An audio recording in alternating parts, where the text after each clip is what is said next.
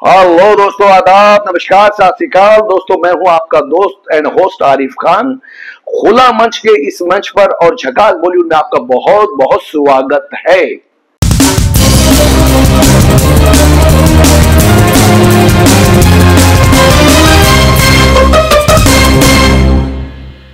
मजनू, हाँ बोलो भाई। भगवान का दिया सब कुछ है, दौलत है, शोहरत है, इज्जत है। अरे बंद करो तुम्हारा ये उत्तर इसका डायलॉग। दौलत, शौहरत, इज्जत, इसके आगे का कुछ बोलो। पब्लिक कुछ नया सुनना चाहती है। उदय भाई समझो, जरा समझो। Control control. हाँ। और दोस्तों, मैं मिला रहा हूं आपको एक ऐसी शख्सियत से जो इंडस्ट्री की वन एंड ओनली है। तो आइए मिलते हैं शम्मी सक्सेना उर्फ लुक लाइक नाना पाटेकर से। तो नाना जी, हमारे दर्शकों से क्या कहना चाहेंगे? कहना ना होगा ना कहा जाएगा तो कहा जाएगा कि मैंने कहा नहीं, पर कहने वाली बात है इसलिए कहना जरूरी है कि आरिफ भाई, इनका ये खुला मंच है और इसमें ये आप सभी को एंटरटेन करने के लिए आज मुझे बुलाया है। अब जो इनको पूछना हो मुझसे पूछ ले, मैं इनको हर तरीके का सच और सही जवाब दूंगा। कहना चाहेंगे कि आप नाना पाटेकर की हैसियत हमारे दर्शकों को क्रांतिवीर का वो डायलॉग सुनाए पहले।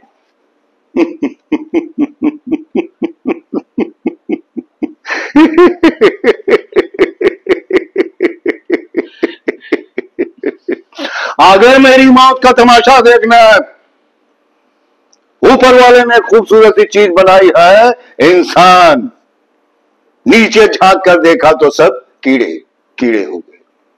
अभी मुझे फांसी पर लटका दिया जाएगा। वो मेरा भाई बैठा है, वो आएगा, मुझे उतारेगा, दबाने से बाहर आ जाएगी। फिर तुम लोग चर्चा करना, घर जाना, सो जाना।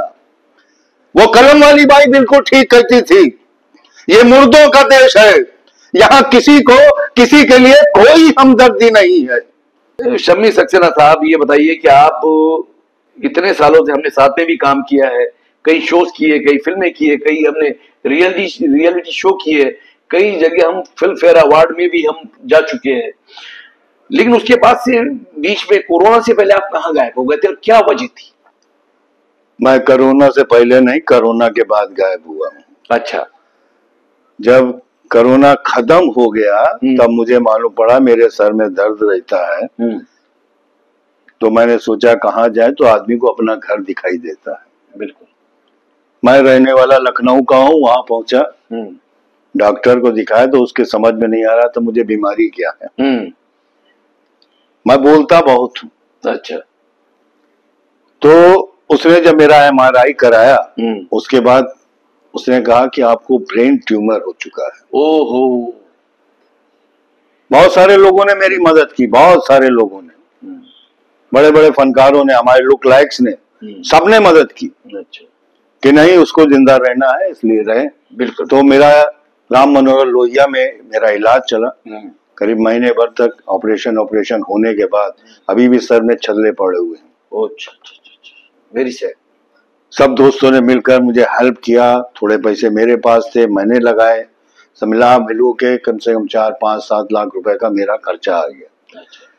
तो अब वहां जब 1 साल हो गया, दवाई अभी भी चल रही है मेरी, बताऊंगा कौन सी दवाई है बाद में। तो नैरो का जब ये इलाज होता है तो इसमें 2 टाइम दवाई आपको खानी पड़ती कि आपका दिमाग में असर ना पड़े जाए। अच्छा। तो प्रोग्राम मैंने 1 साल 1.5 साल प्रोग्राम नहीं किया। अच्छा। चुपचाप बैठ गया, सिर्फ नाना पाटेकर की फिल्में देखता था। अच्छा। और भी फिल्में देखता था, सभी कलाकार जैसे अमिताभ बच्चन हुए, राजेश खन्ना हुए, सबकी भी फिल्में देखता था। और आपकी सबसे ज्यादा मजनू की तो रट गया था, कंठस्थ कर लिया था मैंने। लास्ट में मैं मजनू की तरह बोलने लगा था। अच्छा। नाना पाटेकर भूल गया, मजनू की तरह, 1 गोली ढाली 5 घर खाली, यहाँ से लगा ली और गोली चला ली, जो जीता वो जिंदा, जो हारा वो मुर्दा। क्या बोलता, एकदम झकास। मरने का है, जीने का है अपना ये अंदाज। मरने का है, जीने का है अपना ये अंदाज, क्योंकि चाकी बाजी लगाने वाला होता है जाबाज, जाबाज, जाबाज। बोले तो एकदम झकास झकास। झकास। तो दोस्तों देखिए, हम एक दूसरे की एक्टिंग भी कर लेते हैं। अब रही बात डायलॉग की, आलू ले लो, कांदा ले लो, न सुबह से बिका है एक आलू, न बिका है आधा कांदा, दौलत है, शौहरत है, इज्जत है, हाँ, एक लड़का चाहिए मजनू की तरह। दोस्तों ये है परफेक्ट नाना पाटेकर, लेकिन इनके अंदर बहुत सलाहियत है, बहुत टैलेंट है, टैलेंट का पिटारा है, जैसे ये मैंने पहले भी कहा। तो मैं चाहता हूं कि एक नाना पाटेकर है जिनका टच, कोई भी डायलॉग बोलते हैं तो मराठी होने की वजह से वो उर्दू भी बोलेंगे, हिंदी भी बोलेंगे, अंग्रेजी भी बोलेंगे, तो उसमें टच मराठी आता है। लेकिन तुम्हारा टच उर्दू आता है जहां भी तुम डायलॉग बोलते हो, तो इसकी वजह क्या है? दरअसल मैं लखनऊ का रहने वाला हूँ और वहां पर अलिफ बे पे थे जीम जे दाल चाल ये हमारे शुरू से पढ़ाया जाता है। तो उस पढ़ाई की वजह से इसलिए मेरा थोड़ा बहुत शीन का दुरुस्त है। मैं पूरा तो नहीं कर सका लेकिन है दुरुस्त। तो जैसे वो उनका जावेद अख्तर साहब का एक है, मेरे ख्याल से उन्हीं का है, दुख तेरे शाह में जमरों की कब्र, कितने गुमशुदा फसानों का पता देती है, कितने खुरेज हिकाइक से उठते हैं निकाब, कितनी कुचली हुई जानों का पता देती है। मेरे महबूब उन्हें भी तो मोहब्बत होगी जिनकी शनाइयों ने बख्शी है इन्हें शक्ल जमील, जिस पर जलाई ने आज तक किसी ने एक कंदील। ये चमनजार, ये जमुना का किनारा, ये महल, एक शहंशाह ने दौलत का सहारा लेकर हम गरीबों की मोहब्बत का उड़ाया है मजाक। क्या बात है, क्या बात। मेरे महबूब तू मुझे हैरत और हसरत से न देख, हम में कोई नूर और जागीर नहीं, तू मुझे छोड़ के ठुकरा के भी जा सकती है, तेरे हाथों में मेरा हाथ है, जंजीर नहीं। क्या बात है, क्या बात है। तो ये शायरी बोलना लखनऊ की खासियत है। बिल्कुल है, वहां पे खून खराबा ही बोला जाएगा, खून खराबा नहीं बोला जाएगा। फिर यहाँ पे जैसे मुंबई में बोलते हैं फिर, वहां पे बोला जाएगा फिर। अब ये फर्क जो है ये कैसे सबको समझाएं, तो इसके लिए ट्रेनिंग लेना बहुत जरूरी है। हमारे एकेडमी जितने बने, बीएनए लखनऊ में है, मैंने वहां से ड्रामा किया हुआ, तो मेरे सीन काफी दुरुस्त हैं इस वजह से। और मैं थिएटर का आर्टिस्ट हूँ, इसलिए बोलने में पीछे हटता ही नहीं, कुछ भी बुलवाओ बोलता ही चला जाऊंगा। और खास तौर से मैंने देखा है कि थिएटर के जो आर्टिस्ट होते हैं दोस्तों, वो प्रोनाउंसिएशन पर, तलफ्फुज पर बहुत ध्यान देते हैं। एक भी अगर 99 वर्ड आपने सही बोले और एक वर्ड आगे पीछे हो गया तो उनकी इज्जत नीचे आ जाती है, 99 के ऊपर चढ़कर सीधा 0 पर आकर रुक जाती है एक लफ्ज। तो इसी पर गालिब साहब ने एक शेर कहा है, उर्दू के लिए कहा कि नहीं खेल है दाग यारों से कह दो, क्या आती है उर्दू सुबह आते आते। तो मुझे सबसे बड़ी खुशी इस बात की है कि नाना पाटेकर के लुक अलाइक होने के बाद इतना अच्छा तलफ्फुज, इतना अच्छा प्रोनाउंसिएशन, और वो भी उर्दू, तो ये अपने आप में। और इस मैंने सुना है कि ये उर्दू तो चलो बोल लेते आप, मराठी का भी कुछ डायलॉग आपने बोला है, नाना पाटेकर से मुलाकात भी हुई आपकी, और आप संस्कृत भी बहुत अच्छा बोलते हैं। तो सारा मसाला मैं निकालना चाहता हूँ आज और हमारे पब्लिक को परोसना चाहता हूँ। सो प्लीज, तो आप हमारे पब्लिक को जो बातें मैंने कही आप डायरेक्ट सुनाओ।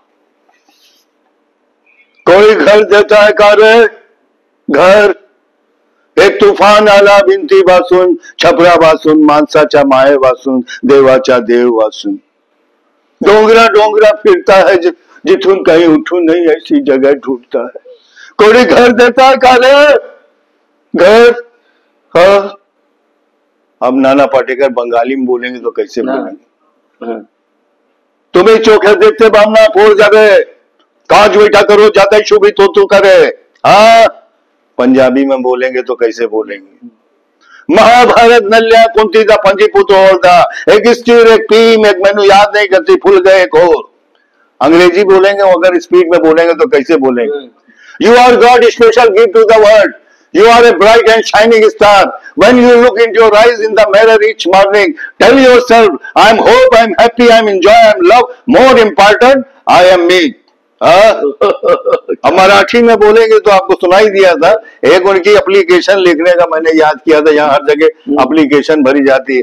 मी सबने निवेदन करत आहे, काल रात्री मला ताप येत आहे, तापामुळे मी चालू पड़ शकत नाही। हाँ, तो इस तरीके से सारी लैंग्वेज 16 लैंग्वेज जितने लिखी गई सब संस्कृत में भी कई यदा यदा हि धर्मस्य ग्लानि भवति भारत अभ्युत्थानम धर्मस्तदात्मानं सृजाम्यहम् परित्राणाय साधूनां विनाशाय च दुष्कृतां धर्म संस्थापनादायक संभवानि युगे युगे। तो ये संस्कृत हो, सर्वादा प्रसन्नमनम त्रिलोकाय क्लेशहीन तत्कर विनाशनम सर्व स्वरूपे सर्वसे सर्व शक्ति समिते भयवात्राय नौ देवी दुर्गे देवी नमस्तुते। तो संस्कृत कोई भी लैंग्वेज हो, हमारे यहाँ एक जीव मरोड़ा सिखाया जाता है थिएटर। लड़का लकड़ी लड़की, लड़की लकड़ी लड़का। ये इसको 5 बार अगर रेगुलर सवेरे उठ के बोलेंगे तो आप मद्रासी तमिल जो भी है लैंग्वेज, सबसे टिपिकल लैंग्वेज यही है, वो आप बोल लोगे। अम्मा ढाऊ का करी पन्या भाका मुंडे भैया धन्य है। तो ये अलग तरीका।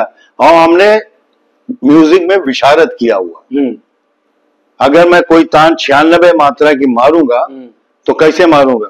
म म म ग म ग ध नि सा ग म धा धा धा म ग म ग सा ग म ध नि नि नि ध नि ध म ग म ध नि सा सा सा नि ध नि ग म ध नि सा गा गा गा सा ग सा नि ध नि सा नि सा नि ग म ध नि ध नि ध म ग म ध म ग सा ग म ध नि सा गा सा म म ग म ग सा ग ग सा ग सा नि सा सा नि सा नि ध नि नि ध नि ध म ध म ऐसे करके सब ताने भी जमान पर। क्या बरोड़ा का है ऐसा माइंड। मेरे टीचर कहते थे कि कैसे सीखते हो भाई? हमने कहा मैं कंठस्थ कर लेता हूँ। Practice make man perfect. अच्छा, अगर जिसका प्रैक्टिस रहेगा तो उसका रियाज अपने आप करते रहो करते रहो करते रहो, अपने आप खुद आ जाएगा। बिल्कुल। अब हम बात करने जा रहे हैं आपसे शम्मी सक्सेना और वो लुक-अलाइक नाना पाटेकर साहब कि आपने अभी तक जितने भी टैलेंट को यहाँ परोसा है हमारे झकास बॉलीवुड के और खुला मंच के मंच पर, ये सारा इसका बदला, इसका रिप्लेस आपको क्या बोलना चाहिए, इसका सिला आपको हमारे दर्शक जरूर देंगे। तो अब आप मुंबई आ गए हैं, अब यहाँ से वापस जाने वाले नहीं हो। अब जो भी शो भी यहीं करोगे, शूटिंग भी यहीं करोगे। दोस्तों, ये अब मुंबई शिफ्ट हो चुके हैं लखनऊ से। बीच में किसी मजबूरी के तहत गए थे, तो याद रखे आपके शम्मी सक्सेना उर्फ look like of Nana Patekar अब मुंबई में ही है, वर्सोवा में रहते हैं। और जिन किसी को इनसे कांटेक्ट करना है तो आप मुझसे कांटेक्ट कर सकते हैं। अभी हम साथ में मिलकर के शो भी करेंगे, शूटिंग भी करेंगे, जो भी हमारे नसीब में होगा। अब हम शुरू हो जाएंगे और बस काम करेंगे और सिर्फ काम करेंगे। तो आपको जब भी इनकी जरूरत पड़े हम हमें याद रखें। तो अब जाते जाते एक नाना पाटेकर का कोई ऐसा डायलॉग जो वो शायरी के अंदाज में उन्होंने कहा था। कैसे बताऊं मैं तुम्हें कि तुम मेरे लिए कौन हो? तुम जिंदगी, तुम बंदगी, तुम रोशनी, तुम ताजगी, तुम हर खुशी, तुम प्यार हो, तुम प्रीत हो, मनमीत हो।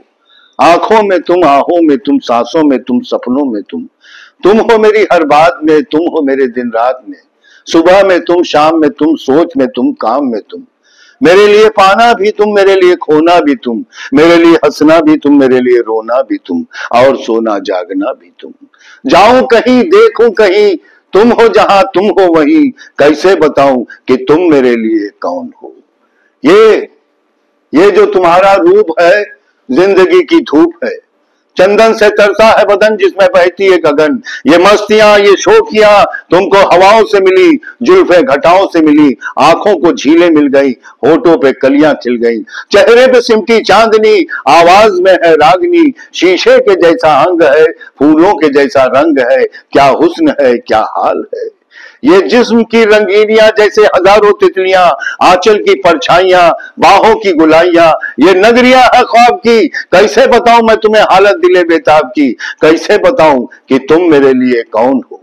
धर्म हो, ईमान हो, इबादत हो, चाहत हो, तुम ही मेरा अरमान हो, देखता हो हर पल जिसे वही तुम तस्वीर हो, तुम ही नजारा हो मेरा, तुम ही सितारा हो मेरा, यूं ध्यान में मेरे हो तुम जैसे मुझे घेरे हो तुम, पूरब में तुम, पश्चिम में तुम, उत्तर में तुम, दक्षिण में तुम, हर पल हर क्षण में तुम, मेरे लिए रास्ता भी तुम, मेरे लिए मंजिल भी तुम, मेरे लिए सागर भी तुम, मेरे लिए साहिल भी तुम, देखता बस तुमको हूं, सोचता बस तुमको हूं, जानता बस तुमको हूं, मानता बस तुमको हूं, तुम ही मेरी पहचान हो, देवी हो, मेरे लिए भगवान हो, कैसे बताऊं, कैसे बताऊं, कैसे बताऊं कि तुम मेरे लिए कौन। क्या बात है, क्या माइंड ब्लोइंग, माइंड ब्लोइंग। तो दोस्तों ये थे हमारे शम्मी सक्सेना उर्फ look like of Nana Patekar. इन्हें ये मत समझना कि आप ये सिर्फ नाना पाटेकर की ही एक्टिंग करती, इनके अंदर टैलेंट कूट कूट कर भरा, ये तीसरे से मैं कह रहा हूं आपको। तो ये बहुत अच्छे आर्टिस्ट भी है, स्टेज प्ले भी इन्होंने किया है, और दिल्ली की यूनिवर्सिटी से इन्होंने ट्रेनिंग भी ली है, और कई फिल्में, कई सीरियल और रीजनल सीरियल में भी इन्होंने एक संस्कृत भाषा बोली। तो मैं चाहूंगा कि जाते जाते वो संस्कृत का जो डायलॉग आप बोलते हो, हमारे दर्शक वो भी आपका टैलेंट देखें। प्रभु हूं या परात पर पुत्र हूं तुम्हारा, तुम माता हो। मैंने अर्जुन से कहा था तुम्हारे कर्मों का योग, क्षेम, पाप, पुण्य सब मैं वाहन करूंगा अपने कंधों पर। गिरता था रणभूमि में अश्वत्थामा के अंगों से, रक्त पीत श्वेत बनकर बहूंगा युगो युगांतर तक। जीवन हूं मैं तो मृत्यु भी मैं हूं मां, शाप ये तुम्हारा स्वीकार है, क्या करे, क्या करे साला, एक मच्छर आदमी को हिजड़ा बना। क्या बात है। मैं कहूंगा हमारे खुला मंच के लिए क्या कहना चाहिए नाना जी? खुला मंच इनका एहसानमंद हूं, और झकास बॉलीवुड का भी एहसानमंद हूं कि उन्होंने यहां बुलाकर आप लोगों के सामने हाजिर किया। और मैं तो चाहता हूं कि आप सब्सक्राइब करें, बेल बजाएं, और जो कमेंट्स कर सकते हैं कमेंट्स करें, बड़ी मेहरबानी होगी। जय हिंद। Thank you.